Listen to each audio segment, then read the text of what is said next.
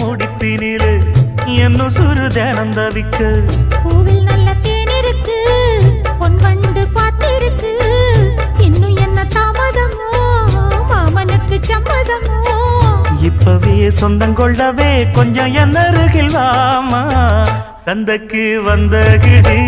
சாட சொல்லி பேசுதடி சந்தைக்கு வந்த மச்சான் சாட சொல்லி பேசுவதே முத்தம்மா முத்தம்மா பக்கம் வர வெக்கமா